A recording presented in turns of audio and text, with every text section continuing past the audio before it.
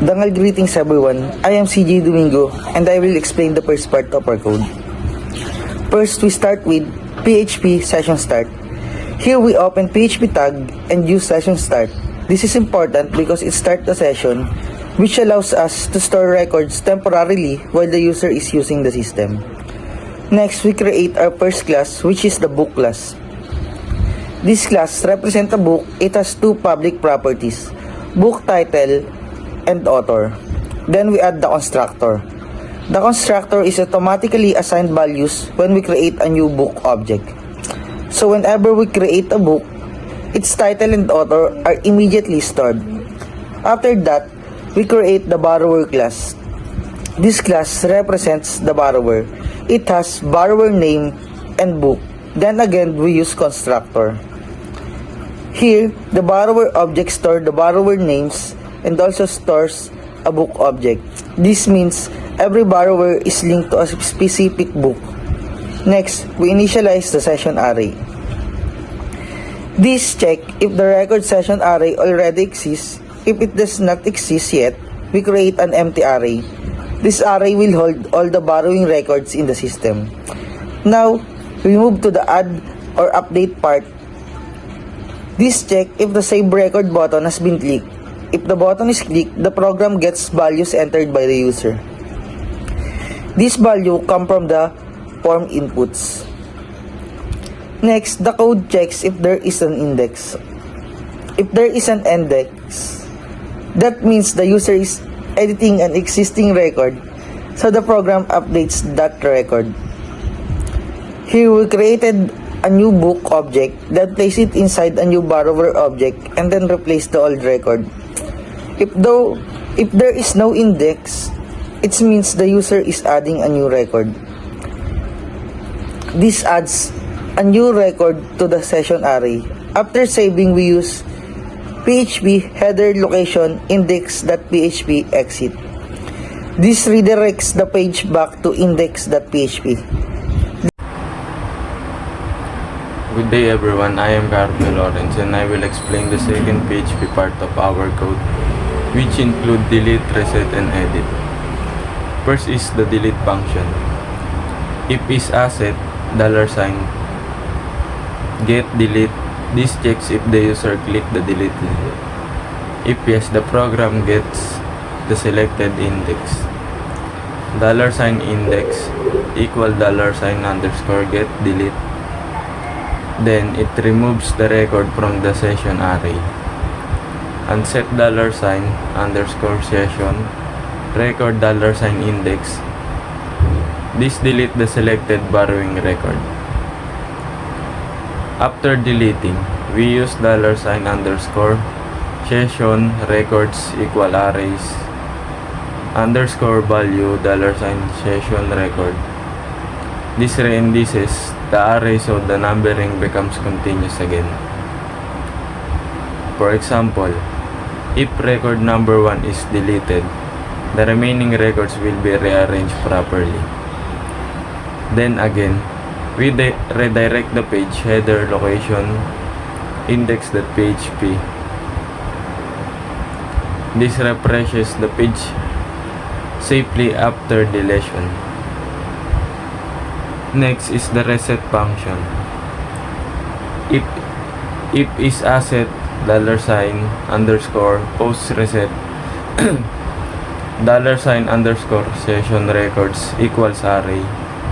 This checks if the reset button was clicked. If yes, it clears all record by assigning an empty array to $_ session records. So this reset the whole session data. Then again, with redirect header location index.php. This prevents repeated reset action when refreshing the page. Next is the edit section.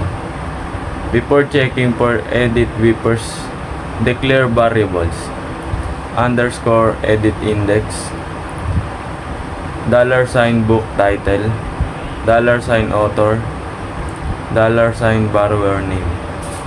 These variables are set to empty string, first so the prompt start blank when no record is selected. Then we check if edit is clicked. If is asset dollar sign that ay dollar sign underscore get edit. If the user click the edit link, the program gets the selected record index. Dollar sign edit index equal dollar sign underscore get edit. Dollar sign record equal dollar sign underscore session record edit index. This retrieves the chosen record from the session array. Then the value are extracted. Dollar sign book title equals dollar sign records book title. Dollar sign author equals dollar sign record book author. Dollar sign borrower name equal record borrower name. These value are stored in variables so then can be shown in the form. This is why when the user click edit, the form is automatically filled with the old data. That makes updating easier for the user. Then we close the PHP block with question mark and greater than. This is all for my part. Thank you. Good day, everyone. I am Harvey Fernandez, and I will explain the HTML part of our code. First, we begin with the basic HTML structure. Doc type HTML defines the document as an HTML5 document. The title sets the title of the web page. The link rel connects our external CSS file for design and styling. Then the body contains the visible content of the web page. Next, we create the main container. This is used to group all the content of the system. Then we display the title. This is the heading shown on the page. After that, we create the form box.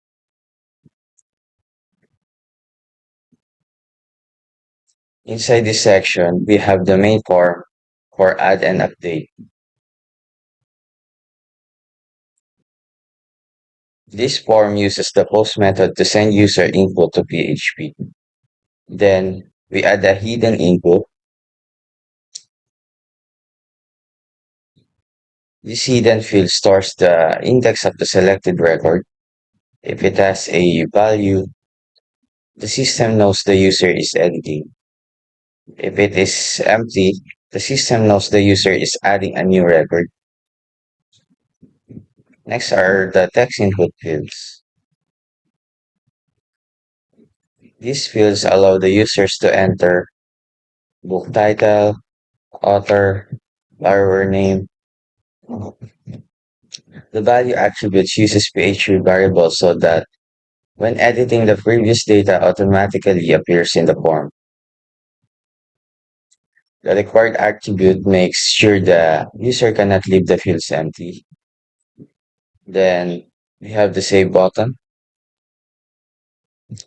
This button sends the form data and triggers the save function. Next is the separate reset form.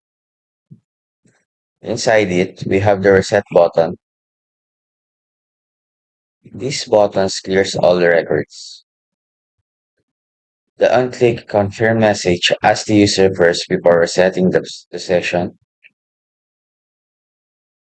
After that, we display the records using a table. This table shows the data in rows and columns.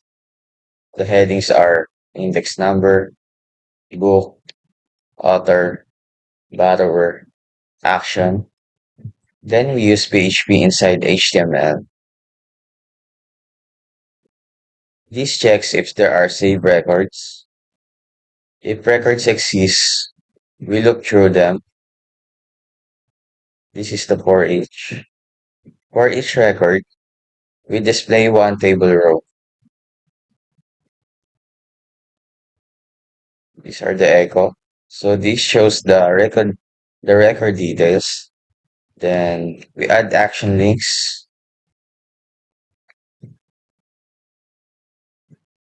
The edit link loads the selected record into the form. The delete links removes the selected record. So if there are no record, this line is displayed.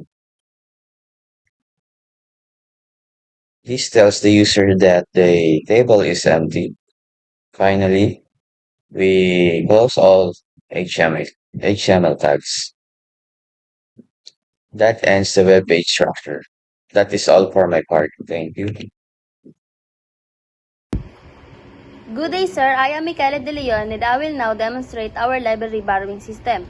First, we open our browser and run the project using the local host. So, our local host is http localhost, folder name, library root, file name, index.php. After running, this is the interface that appears. We can see the title, the library borrowing system.